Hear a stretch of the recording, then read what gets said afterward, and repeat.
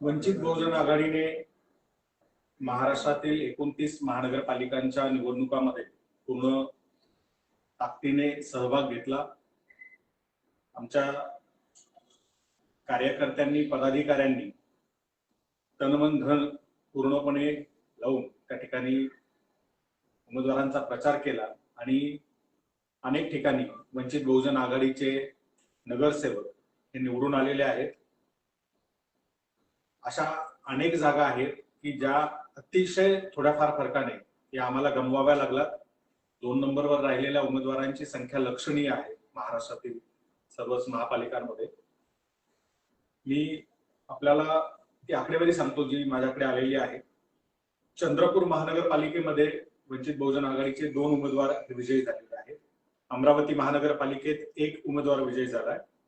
अकोला महानगरपालिकेत 5 उमेदवार विजयी झालेत। औरंगाबाद महानगरपालिकेत 4, औरंगाबादमध्ये खरं तर 8 होते, मात्र नंतर 4 उमेदवारांचा टेक्निकली त्यांना नंतर ते पराभूत झालं असं सांगण्यात आलेलं आहे। तर त्या संदर्भातलं वाद सुरू आहे, त्यावर मी वेगळं बोलेन। त्यानंतर नांदेडमध्ये 5 निवडून आलेले आहेत। लातूर महानगरपालिकेत 4 निवडून आलेले आहेत आणि मुंबईजवळील उल्हासनगर महानगरपालिकेमध्ये 2 निवडून आलेले आहेत। इथे सुद्धा अतिशय थोड्या फरकाने 30-35च्या फरकाने आमच्या काही सीट या 2 नंबरला गेलेल्या आहेत। आणि मुंबई महानगरपालिकेमध्ये मात्र आमच्या बऱ्याचशा सीट या 2 नंबरवर राहिल्या, काही 3 नंबरवरती गेलेल्या आहेत। मात्र 9,000पेक्षा अधिक मतदान घेतलेले अनेक उमेदवार आमचे या ठिकाणी आहेत। मुंबई महानगरपालिकेमध्ये काँग्रेस सोबत आघाडी करून आम्ही ही निवडणूक लढलो आणि आघाडी करताना कुठल्याही पक्षाला अपेक्षा असते की 2 पक्ष एकत्र येऊन दोन्ही पक्षांच्या उमेदवारांची ताकद वाढेल आणि दोन्ही पक्षांचे अधिकाधिक उमेदवार हे निवडून येतील। काँग्रेसचे बऱ्यापैकी उमेदवार हे निवडून आलेले आहेत, मात्र वंचित बहुजन आघाडीला एकही उमेदवार या ठिकाणी विजयी झालेला नाही। यात आता विश्लेषण हे बारकाईने सावकाश होईलच, मात्र जी गोष्ट फार सुरुवातीपासून म्हणजे ही आघाडी जाहीर करण्याच्या आदल्या दिवसापासून आम्ही काँग्रेसच्या नेत्यांना सांगत होतो, त्यांच्यापर्यंत तो मेसेज देत होतो। निवडणूक सुरू झाली, ज्या वेळेला प्रचार सुरू झाला त्याही वेळेला आम्ही ते सगळं त्यांना तो मेसेज कन्व्हे केला, कन्व्हिन्स करण्याचा प्रयत्न केला की मुंबईतील मुस्लिम मतदार हा काँग्रेस सोबत राहिलेला नाहीये, तो काँग्रेसकडनं दुसरीकडे शिफ्ट होतो आणि जर तो मतदार हा आपल्याला राखायचा असेल तर त्यासाठी प्रयत्न करावे लागतील। आम्ही जे काही आमचे कम्युनिकेशनचे चॅनल्स होते त्या माध्यमातून कम्युनिकेशन करून, निरोप देऊन, लेखी त्यांना व्हॉट्सअपवरती मेसेज पाठवूनही ज्या वेळेला काहीच होत नाही असं लक्षात आलं, तेव्हा मी स्वतः प्रेसमध्ये सुद्धा हे जाहीर स्टेटमेंट काढलेलं आहे की काँग्रेसने अल्पसंख्याक मतदारांना गृहीत धरू नये। जर त्यांना आपल्या सोबत ठेवायचं असेल तर आपल्याला प्रयत्न करावे लागतील, अन्यथा धोका होऊ शकतो। हे इतक्या पातळ्यांवरती म्हणजे इंटरनली सांगणं होतं आमचं सुरू, मात्र जाहीरही सांगितलं तरी सुद्धा शेवटपर्यंत काँग्रेसने मुस्लिम मतदारांना आपल्या सोबत ठेवण्यासाठी काहीही प्रयत्न केले नाही आणि त्याचा परिणाम असा झाला की ज्या ठिकाणी आम्हाला अपेक्षा होती की आमच्याकडे असलेला आमचा मतदार प्लस काँग्रेसचा मुस्लिम मतदार हा एकत्र आला तर आमच्या सीट्स निवडून येतात, त्या सगळ्या सीट आम्ही गमावल्या। काँग्रेसलाही अनेक ठिकाणी या गोष्टीचा फटका बसला, मात्र काँग्रेस त्याची दखल का घेत नव्हतं आणि त्यावरती कुठलाही उपाययोजना काँग्रेसला का करायची नव्हती हे आम्हाला आतापर्यंत कळालेलं नाही। आपण बघू शकतो मुंबईमध्ये हा पूर्ण मुस्लिम मतदार जो आहे तो काँग्रेस पासून हटून MIM कडे, काही प्रमाणामध्ये UBT कडे इतर पक्षाकडे वळाले. मात्र तो काँग्रेस सोबत राहिलेला नाही आणि या सगळ्या गोष्टींमुळे आम्हाला मुंबई महापालिकेमध्ये नुकसान सहन करावं लागतंय. मी जसं सुरुवातीपासून सांगत आलो की वंचित बहुजन आघाडी किंवा पूर्वीचा आमचा भारी बहुजन महासंघ, आमचा इतिहास आहे, रेकॉर्ड आहे की आम्ही जेव्हा केव्हा कुठल्या पक्षासोबत युती आघाडी करतो आम्ही अतिशय प्रामाणिकपणे ती पाळतो. याही ठिकाणी मुंबईत सुद्धा ती वंचित बहुजन आघाडीच्या वतीने पाळल्या गेली. शेवटपर्यंत आम्ही त्या युती आघाडीच्या बाजूने काम करत राहिलो आणि त्याचा रिझल्ट काँग्रेसला दिलेला आहे. दुर्दैवाने तसा रिझल्ट काँग्रेसकडनं हा वंचित बहुजन आघाडीला मिळू शकलेला नाही. अर्थात त्यांच्या गटबाजीचेही अनेक यात प्रॉब्लेम होते, त्यावरही आम्ही सांगितलं. अनेक ठिकाणी अपक्ष उभा करून अपक्षांना किंवा इतर पक्षाच्या लोकांना पाठिंबा देण्याचं इंटरनल काम हे काँग्रेसमधले काही गट करत होते. त्यामुळे आम्ही जाहीर सांगितलं की एका गटाने पुढाकार घेऊन आमच्यासोबत आघाडी केली खरी, पण काँग्रेसमधले इतर गट हे त्या आघाडीला हाणून पाडण्यासाठी काम करतायत, त्यांना रोखण्याची गरज आहे, काँग्रेसने त्यांना रोखावं. शेवटपर्यंत काही त्या गटांना रोखण्याचे कुठले प्रयत्न होताना आम्हाला या ठिकाणी दिसले नाही. आणि अशा अनेक गोष्टींचं फलित म्हणजे मुंबईमध्ये ज्या 15 ते 20 जागा आमच्या हक्काच्या होत्या, जिथं आम्ही स्ट्रॉंग होल्ड होतो आमचा, आणि काँग्रेस सोबत आल्यावरती 100% त्या जागा आम्ही विजयी होऊ अशा पद्धतीचा आत्मविश्वास आम्हाला होता. त्या ठिकाणी काँग्रेसनं स्वतःचाच मतदार हा जाणीवपूर्वक सोडून दिला असं आता म्हणावं लागतंय. तो राखला नाही. आम्ही अनेकदा सांगितलं तरीही त्यांनी त्यावर काही केलं नाही आणि तो मतदार शिफ्ट झाला आणि आम्हाला त्या ठिकाणी पराभवाला सामोरं जावं लागलं. बाकी बऱ्याच गोष्टी आहेत या संदर्भात बोलण्यासारख्या, आपण प्रश्न विचारू शकता आता त्यावरती बोलू. काँग्रेस आणि वंचितची मुंबईमध्ये युती झाली, मात्र या युतीची तुलना जी आहे ती आता लातूरमधल्या युती बरोबर केली जाते. काँग्रेसने जसं वंचित सोबत लातूरमध्ये जुळून घेतलं तसं मुंबईमध्ये जुळवून घेतलं नाही, अशी एक तुलना होते. त्या तुलनेसंदर्भात तुम्ही अगदीच काँग्रेस सोबत आम्ही 3 ठिकाणी आघाडीमध्ये होतो, मुंबई, लातूर आणि नांदेड. आमचा अनुभव असा आहे, ज्या ठिकाणी काँग्रेस प्रामाणिक राहील त्या ठिकाणी काँग्रेसला आणि वंचित बहुजन आघाडीला दोन्ही पक्षांना फायदा झाला. मात्र जिथं हा प्रामाणिकपणा त्यांनी राखला नाही, दाखवला नाही, त्या ठिकाणी दोन्ही पक्षांना त्याची किंमत चुकवावी लागली. आम्हाला जरा जास्त चुकवावी लागली, त्याचा जास्त फटका हा आम्हाला सहन करावा लागला.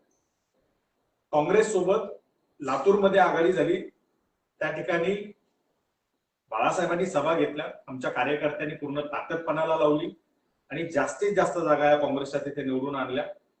आमच्या 5 पैकी 4 सीट तिथे निवडून आल्या. दोन्ही पक्ष मिळून आता तिथे सत्ता स्थापन करते. नांदेडमध्ये सत्ता स्थापन करत नसलो तरी दोन्ही पक्षाला त्या ठिकाणी विजय मिळवता येईल या पद्धतीने आम्ही काम केलं आणि दोन्ही पक्षांचे उमेदवार नांदेडमध्ये निवडून आलेले आहेत.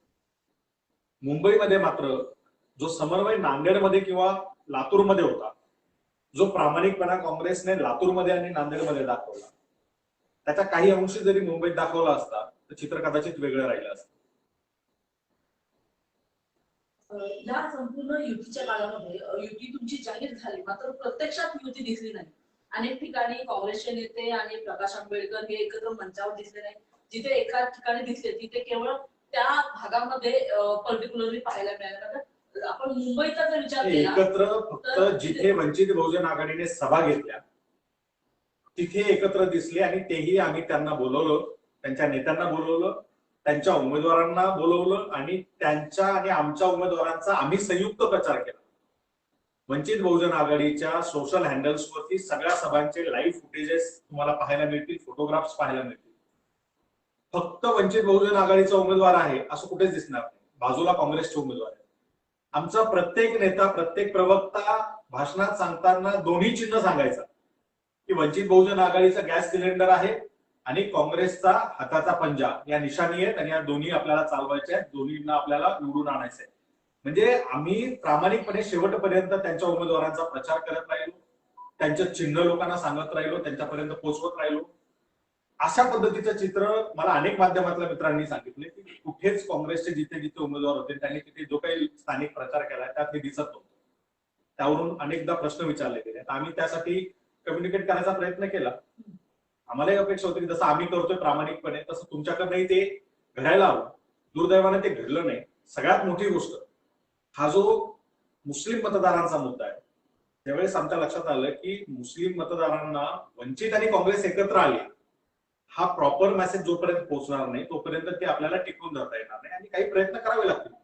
त्यासाठी आम्ही सुचवलं होतं की शिवाजी पार्कवरती, दादर येथील शिवतीर्थावर छत्रपती शिवाजी महाराज पार्क या मैदानामध्ये आपण दोन्ही पक्षांची संयुक्त एक मोठी सभा घ्यावी आणि त्यातून तो मेसेज द्यावा. इव्हन मोबिलायझेशनची आपण काळजी करू नका. नोव्हेंबर मध्ये 25 तारखेला ते मैदान फुल वंचित बहुजन आघाडी एकट्या पक्षाने केलं होतं. कुठलंही भावनिक राजकीय वातावरण नसताना आम्ही संविधान सन्मान महासभा तिथे घेतली आणि ते मैदान फुल केलं होतं. त्यामुळं आमचा इथे मास बेस आहे आणि ते मैदान आम्ही फुल करू. यापूर्वी अनेकदा केले. त्यामुळं एक चांगली जंगी मोठी सभा संयुक्त जर झाली तर अनेक प्रश्न हे निकाली निघाले असते. जसं मुंबई प्रदेश काँग्रेसच्या अध्यक्षा आणि वंचितचे नेते हे एकत्र दिसत नाही, हा जो सातत्याने माध्यमांकडून प्रश्न येत होता, यासारखे अनेक प्रश्न हे निकाली निघाले असते.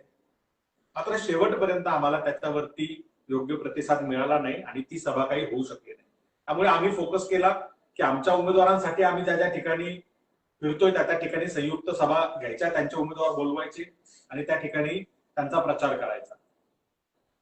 फक्त एवढंच एक कारणीभूत राहिलं का की काँग्रेसचा मुस्लिम मतदार सोबत आला नाही, तो मेजर फॅक्टर होता. मुंबई पुरतं मी बोलतो, तो मेजर फॅक्टर होता मुंबईमध्ये, कारण मुंबईकडे असलेला मुस्लिम वोटर हा मोठ्या प्रमाणात होता आणि त्याच्यासोबत जर वंचित बहुजन आघाडीची बहुजन मतं ही एकत्र जर आली तर खूप मोठा बदल या ठिकाणी दिसला असता. मात्र त्यांना जो त्यांचा कोर होता, कारण आता हिंदू मतं ही काँग्रेसकडे राहिलेली नाही. बहुतांश हिंदू मतं ही इतर पक्षांकडे गेलेली आहेत, काही आमच्याकडेही आलेली आहेत. त्यामुळे तो जो एक मुस्लिम मतांव्यतिरिक्तचा जो गठ्ठा होता तो काँग्रेस आधीच गमावून बसली आणि जो शेवटचा राहिलेला होता तो आम्ही सांगत होतो की तो राखून धरा, तो महत्वाचा आहे.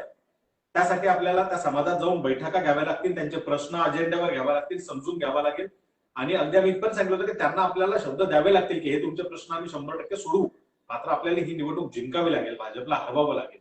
या पद्धतीनं जर का पुढाकार घेऊन काँग्रेसनं प्रयत्न केले असते ते थांबले असते. त्यांना कोणी थांबा असं म्हणतच नसेल आणि दुसरीकडे त्यांना सतत बोलवणं येत असतील, ते मतदार थांबतील कशाच्या भरोसा?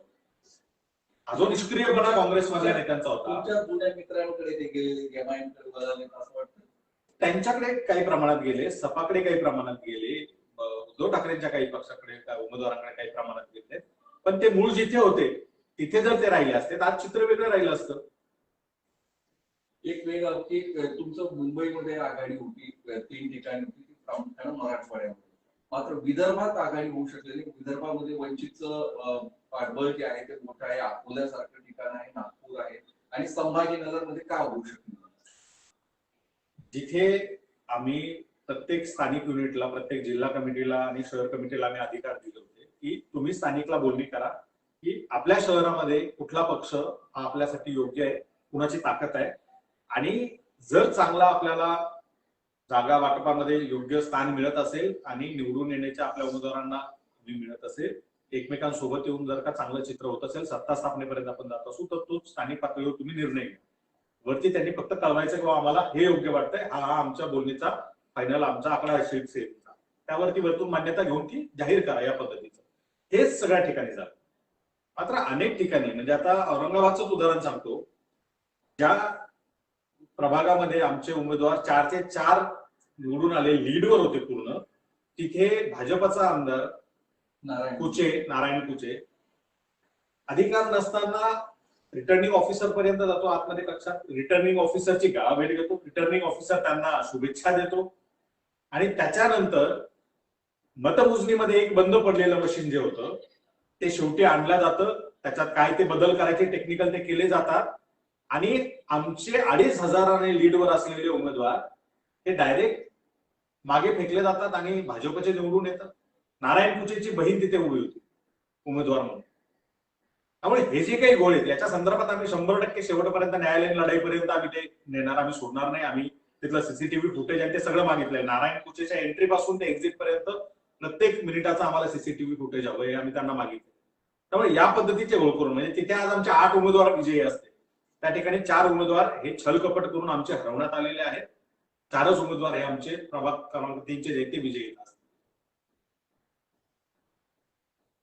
मुंबईमध्ये युती जी आहे ती काँग्रेसच्या प्रदेशाध्यक्षांनी घडवून आणली. मात्र तुम्ही जे काही सगळे आता आरोप करत आहात किंवा तुम्ही जे काही कारण या पराभवाच्या मागे सांगत आहात, याच्या सगळ्यांसाठी कारणीभूत कोण आहे? तुम्ही काँग्रेसमधल्या मी कोणत्या कुठल्या व्यक्तीचं नाव घ्या? काँग्रेसमधल्या एका व्यक्तीला दोष देणार नाही. मात्र मी निवडणूक सुरू असताना नाईलाजाने जाहीर प्रेस स्टेटमेंट काढून सांगितलेलं आहे की काँग्रेसमधली जी गटबाजी आहे ती काँग्रेसला घेऊन तर बुडतेच आहे, सोबत आम्हालाही घेऊन बुडते. आमच्या सीट शेअरिंग मध्ये जे आमचे उमेदवार होते, ज्या आघाडीमध्ये आम्ही 45 जागा एकत्र लढत होतो, त्यातल्या अनेक उमेदवारांच्या समोर हे अपक्ष उमेदवार जे होते त्यांना काँग्रेसचे स्थानिक गट जे आहेत इथं हे त्यांना पाठबळ देत होते. काँग्रेसला आम्ही ते कन्व्हे केला तो मेसेज आणि त्यानंतर आम्हाला शेवटी जाहीर सांगावं लागलं की ही गटबाजी थांबवा. त्यामुळे त्या गटबाजीचा हा फटका मोठ्या प्रमाणात बसलेला आहे. दुसरं की मुस्लिम मतदारांना पर्याय नाहीये काही, ते आमच्याकडेच राहतील हा जो भ्रम होता, जो भ्रम आम्ही निवडणुकीच्या म्हणजे आघाडी जाहीर करण्याच्या 1 दिवस आधीपासून त्यांना सांगत होतो की त्यातून बाहेर या आणि मुस्लिम मतदार राखण्यासाठी प्रयत्न करणं आवश्यक आहे, तो करा. तो त्यांनी जाणीवपूर्वक शेवटपर्यंत त्याकडे लक्ष दिलं नाही आणि कुठल्याही ऍक्शन, कुठलीही बैठक, कुठलाही प्रयत्न त्या संदर्भाने केला नाही. त्यामुळे मुस्लिम मतदार हा काँग्रेसपासून दूर गेला, त्याचं आम्हाला मतदान मिळू शकलं नाही आणि त्यामुळे हा आम्हाला फटका बसला. यानंतर कसं राहणार काँग्रेस सोबत तुमचं नाव? नाही, आता जसं स्थानिक पातळीवरती बोलणी करून नातं जोडा असं सांगितलं होतं, त्यामुळं त्या स्थानिक पातळीवरची नाती ही वेगळी असतील. लातूरमध्ये आमचं नातं चांगलंच राहणार आहे, कारण जिथे प्रामाणिकपणा दाखवला गेला आहे, जिथे एकमेकांसोबतची गिव्ह अँड टेक चांगली आहे, जिथे समन्वयाने निवडणुका लढल्या गेल्यात आणि जिंकल्या गेल्यात, तिथे ते नातं खराब होणारच नाही. मात्र ज्या ठिकाणी वारंवार सांगून बोलून जर का जाणीवपूर्वक हे केलं जात आहे असं वाटेपर्यंत जर का परिस्थिती असेल तर तिथे चांगलं राहण्यासाठी एकाच बाजूने किती काळ प्रयत्न होणार? कुठलंही नातं हे एका बाजूने ते एकतर्फी प्रेमात राहिल्यासारखं झालेलं आहे. त्या एकतर्फी प्रेमाला किती काळ ओढायचं? त्यामुळे आता ते त्यांच्यावरती डिपेंड आहे, इथलं पुढचं नातं कसं राहील हे त्या इथल्या स्थानिक युनिटवरती डिपेंड आहे. पालिकेच्या या निकालानंतर आता भाई जगताप जे मुंबई काँग्रेसचे माजी अध्यक्ष सुद्धा राहिलेले आहेत, त्यांनी वर्षा गायकवाड यांच्या राजीनाम्याची मागणी केलेली आहे. काँग्रेसने जे 24 उमेदवार जिंकलेले आहेत हा आकडा आणखी जास्त वाढू शकला असता. मात्र मुंबई अध्यक्ष काही प्रयत्न करत नव्हते, त्याच्यामुळे हा आकडा जो आहे तो कमी राहिला असं त्यांनी एकूणच म्हटलेलं आहे. केवळ त्यांचा 25चा आकडा वाढू शकला असता असं नाही. मी भाई जगतापांच्या वक्तव्याला आणखी दुरुस्त करतो आणि जे मी डे फर्स्ट पासून सांगत आलेलो आहे की मुंबईमध्ये वंचित बहुजन आघाडी आणि काँग्रेस ही महापौर बसवू शकली असती, इतकं चांगलं वातावरण या ठिकाणी होतं. मात्र शेवटपर्यंत कोऑर्डिनेशन मध्ये प्रॉपर ठेवलं नाही. ज्या गोष्टी आम्ही सातत्याने सांगत होतो की या महत्वाच्या त्या केल्या पाहिजेत, त्या केल्या गेल्या नाही. मतदारांना गृहीत धरलं गेलं, त्यांच्यासाठी कुठलेही प्रयत्न केले गेले नाही. गटबाजी थांबवण्यासाठी जे होणं आवश्यक होतं त्याला बिलकुल थांबवलं गेलं नाही. उलट काही लोक तर खतपाणी घालत होते त्या गटबाजीला, अशा पद्धतीचं चित्र दिसतंय. आणि या सगळ्याचा परिणाम असा झाला की भाजपला पूर्ण मोकळं मैदान दिल्यासारखं हे झालं. त्यामुळे भाजपला अतिशय हा सुकर झालेला आहे इथला जो काही विजय आहे. म्हणजे आम्ही शेवटपर्यंत आमच्या बाजूने शेवटच्या दिवसापर्यंत आणि निवडणुकीच्या शेवटचं मत कास्ट होईपर्यंत आमचे कार्यकर्ते हे प्रामाणिकपणे युती धर्माचं, आघाडी धर्माचं पालन करून प्रयत्न करत राहिले. काँग्रेसकडनं तसं काही चित्र आम्हाला कुठे दिसलं नाही. त्यामुळे राजीनामा घेणं न घेणं हा त्या पक्षाचा लुकआउट आहे, त्यात मी पडणार नाही. मी त्या संदर्भात कुठलं वक्तव्यही करणार नाही. ते त्यांच्या पक्षाने ते ठरवायचं काय करायचं काय नाही. पण निश्चित हा त्यांचा 25चा आकडा 75च्या पुढे जाऊ शकला असता आणि आमचाही आकडा मोठा राहिला असता. इथे सत्ता आम्हाला स्थापन करता आली असती आणि यापूर्वी हे प्रयोग यशस्वीरित्या राबवलेले आहेत मुंबईमध्ये.